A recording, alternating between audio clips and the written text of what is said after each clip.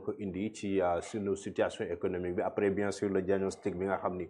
docteur Souleymane Lo fàttali na ko lan moo war a nekk concrètement les vraies réponses yi nga xam ni ce plan là dina ko mën a jël en compte par rapport à la situation économique du pays. Bon, merci beaucoup. Voilà, li ma gis mooy réforme structure yooyu nga xam ne moom lañ prôné ba ñuy ñëw jël nguur gi gisuma lu bëri lu ñuy appliquer à la lecture de ce plan parce que plan bi bu ma ko doon résumé no offense impôt et domaine. su ma nee impôt mooy lan fiscalisation élargissement de l'assiette fiscale ñoom loolu lañ wax. parieur bi ñu jéem a teg seen assiette jël ci parieur fumeur bi ñu jël ci ñoom influenceur bi jël ci moom influenceur yi nga xam ne dañuy am xaalis dëgg-dëgg bëriwuñu pourquoi ñu bëgg a jël ci ñoom les maigres sous qu'il gagne foofu noonu parce que moom nee na am ci quelques influenceurs yoo xam ne li ñuy gagné dafa bëri mais nañ lañ ko bàyyil parce que loolu ça augmente le pouvoir d'achat du peuple de manière générale léegi assiette boobu noonu mooy assiette foncière boobu ñu bëgg a jël de assiette fiscale boobu assiette foncière moo ngi ci parce qu'ils ont parlé de recyclage des actifs. Oui. Base militaire yi nga xam ne moom lañ bàyyi moom la ñu français yi bàyyi au niveau de Rufisque ak yeneen domaine ak Bel-Air moom lañ bëgg a jël la moitié ñu def cession temporaire maanaam duñ ko céder totalement dañ koy céder temporairement loolu lañ bëgg a jël rentabiliser ko mu doon ay centaines de milliards à peu près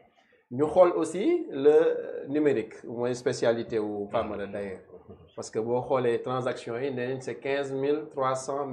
milliards moom lañ jël ne moom mooy transaction monétique le mobile money léegi li ñu bëgg a def moom mooy jël si à peu près 200 et quelques milliards je pense que 183 à 45 milliards à peu près sur les paiements marchands paiement marchand pour ñi xamul mooy boo jëndee en ligne restauration en ligne wala nga fay taxi en ligne loolu paiement marchand la donc yooyu yëpp ñu bëgg ci jël tegaat benn assiette muy ñett assiette déjà yu ñu teg bu mu nee domaine wax naa ci affaire foncière bu mu nee impôt wax naa ci taxation yi les assises véhicules moo ngi ci biir parce que boo xoolee le détail tu te rends compte que ne ils veulent taxer tout te man je l'ai toujours dit la politique de taxation de fiscalisation à outrance ne développe pas un pays fu ñu nii yéen a ngi dem vers un plan boo xam ne Famara l'a dit 6200 et quelques milliards la ci am sur 3 ans donc boo ko diviser par 3 tu te retrouves avec combien à peu près du dépasser ay 1500 milliards à peu près donc 1500 milliards par an looy am te difficilement parce qu'il faut aller chercher ça et il faut que aussi nga dépenser des moyens pour aller chercher ça donc est-ce que doo am un taux de rendement de 50%? Donc ça veut dire que tu peux te retrouver facilement avec 750 milliards par année avec tous les efforts que les Sénégalais vont faire parce que subventions je pense di ngeen ko laalaat tous ces efforts là que les Sénégalais vont faire est-ce que réellement 750 milliards ou même 1500 milliards par an est-ce que mën na développer notre pays et n'oublions pas que on doit s'endetter aussi parce que les APE et tout ce qui va dans le financement endogène c'est 1300 milliards au total leneen yi mooy 2000 et quelques 2100 milliards yi pour tout ce qui est assiette foncière recyclage des actifs maanaam jël suñu autoroute yi par exemple céder ko à des étrangers bon en priorité le secteur privé c'est ce qu'ils vont dire mais secteur privé xoj nga ko ba pare parce que déjà boo jëlee subventions yi nga ne dama koy diriger vers quelques acteurs c'est-à-dire tu prends les couches vulnérables tu les délaisses nga bàyyi leen mais boo jëlee les industriels ñi nga xam ne ñoom ñooy créateurs d'emploi nga bëgg a jël subvention électricité bi peut-être nga dindi ci une partie wala nga dindi une partie ba pare prime fixe bi parce qu'il en a parlé dans son discours la prime fixe c'est une grande ligne dans la facturation de Sénélec donc boo jëlee loolu yëpp nga teg ko ci secteur privé bi les industriels et autres ak les petits entrepreneurs PME PMI mais naka ngay mën a amee ce développement endogène boobu ngay wax noonu donc man li ma jàpp mooy depuis le début je l'ai toujours dit le fait de faire une déclaration pour dire qu'on a une dette cachée c'est l'erreur fatale moo ñu indi fii yëpp parce que ñoom foogoon nañ ne bu ñu defee loolu ils vont gagner la confiance des investisseurs qu'est-ce qui s'est passé le FMI jusqu'à présent dit qu'il faut qu'on tire ça au clair parce que dama koy rappeler ci émission yi Moustapha Ba yal na ko yàlla yërëm yàlla na suuf sedd ci kaw ba muy def déclaration boobu noonu moo Edouard Gemayel ñoom ñoo toog le gars du FMI représentant du FMI officiellement mu wax waaye démentiru ko mu ne quand on fait le calcul du pourcentage du PIB par rapport de l'endettement par rapport au PIB on ne tient pas compte de la dette parapublique donc Sénélec investissement bu ñu ci def 2200 milliards mu ngi ci biir boucle de Ferlo NEA pôle 2020 loolu yëpp c'est pour atteindre l'objectif de l'atteinte de électrification à 100% à fin 2030. C'est ça, l'accès universel à l'électricité. Moom moo ngi ci le patrouilleur pour lutter contre l'immigration clandestine, pour lutter contre la pêche clandestine illégale moo ngi ci l'aéronef bu Air Sénégal moo ngi ci boo jëlee aussi FERA donc le fonds d'entretien autoroutier donc pour les autoroutes moo ngi ci ce sont des investissements structurants mais loolu boo ko regroupé dina atteindre presque seen 4000 milliards yooyu noonu xaw ma ndax nit ñi def nañ attention si dernier tableau wala l'un des derniers tableaux bi nekk ci rapport Cour des comptes bi foofu moom moo alourdir li ñuy wax dette cachée parce que y a eu une différence entre ce qu'on a reporté dans le TFE le tableau des opérations financières de l'État et ministère du finance et du budget ak ministère de l'économie et de la coopération lu mu communiqué loolu rek laa gis muy problème c'est une erreur de communication te yéen nee ngeen di ngeen ko rectifier parce qu'il y a un système intégré côté finance et budget qui va être mis en place ce qui fait que il y aura plus ce dérapage côté information et man pour man quand on investit on emprunte pour investir ci loo xam ne ni la indil valeur ajoutée tu prends le port vraquier de minéralier de Bargny wala le port de Ndayane surtout Bargny bi nga xam ne eau profonde la ça veut dire que les gros paquebots les gros navires ñoom dinañ mën a teer si foofu indi marchandise après maintenant ce sera autour des ports secs de transférer la marchandise loolu ça va placer le Sénégal comme leader sous-régional pour le hub logistique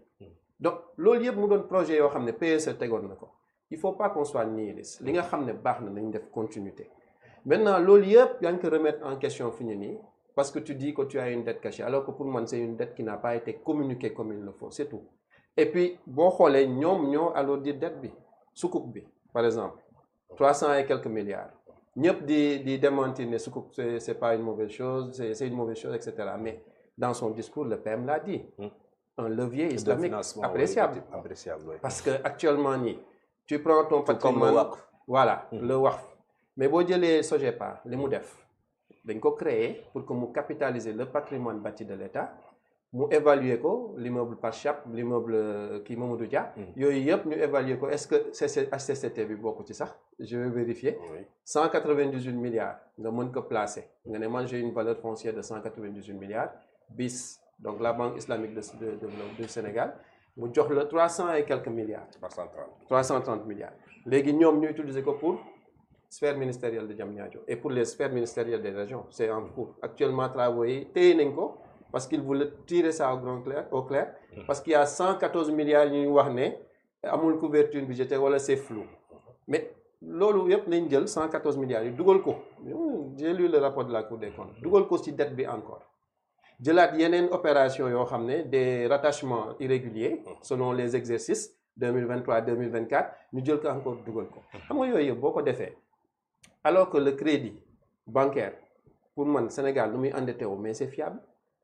le ministre l'a dit la dette est solvable pourquoi aggraver à ce point-là parce que bu ñu jëlee même les crédits bancaires mais 75% dafa am long terme moyen terme et court terme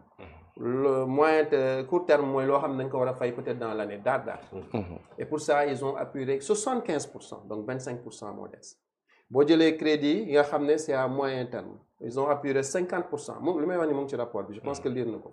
boo jëlee à long terme maintenant c'est normal c'est à long terme tu as 25% seulement nga appuré donc boo xoolee échelonnement de la dette il est très bien fait pour moi il est très bien fait ça veut dire que quelque part on maîtrise quand même la structure de la dette et des crédits donc man mënuma comprendre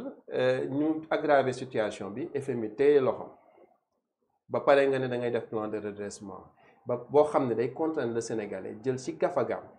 quel que soit alpha tu prends du gafaga bu nit ñi jël ci gafagam pour mën a soutenir un plan de redressement alors que Sénégal dafa toll foo xam ne pour man l'économie c'est un roulement l'économie n'est pas warul nekk un segment c'est un roulement dafa war a rouler et que pour que mu rouler il faut nga endetté wu maintenant l'essentiel mooy boo endetté wu tamit fexeel ba fu ñu koy dugal mu jur résultat parce que le principe de PIB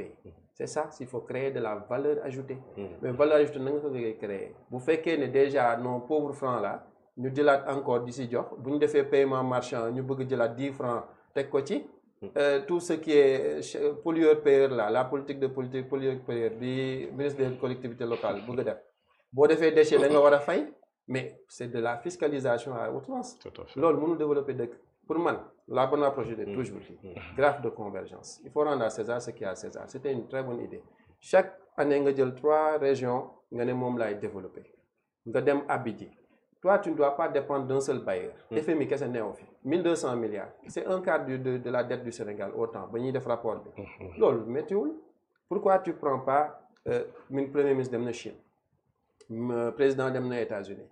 Il y a au moins une vingtaine de partenaires. Tu top 20 mondial, G20,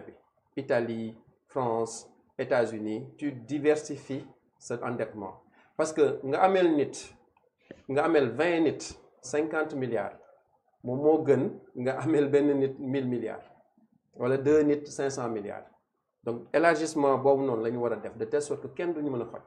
bu kii nangul que leen nangu. Mais il ne faut pas qu'on se dise que le FMI joxewul 1200 milliards yi décaissewul. Non, nous avons un plan de redressement. Le Sénégalais va encore souffrir pendant 3 ans et avec aucune garantie de réussite. Parce que ce que vous mobiliser, le recouvrement ne sera pas facile. Parce que regarde, pour terminer, regarde le tableau d'exécution budgétaire du premier trimestre 2025. Le taux de recouvrement des créances fiscales, on est à 21%. C'est loin de l'objectif des 25%. On est au premier trimestre. Par rapport à l'année antérieure, vous avez poussé kër yi nga xam ne fay ñu seen affaire yi seen redevance yi ñu fay industrie yi nga xam ne da nga leen di redresser ñu fay ay milliards moo tax ça a gonflé on a dépassé les 100%. Mais essoufflement commencé na am te l'appel public à l'épargne aussi dina am essoufflement te yéen vous avez visé 1300 milliards même si c'est sur les 3 ans. Man je trouve que il faut redéfinir ce que doit être un plan et puis être ambitieux. Le Sénégal a des ressources, am nañ pétrole, gaz, am nañ or, am nañ tout ce qui est ressources minérales. Donc nañu ambitieux def un plan boo xam ne c'est adapté à ce que nous voulons être. D'accord dinaa ñëwaat léegi si wàllu woowu mais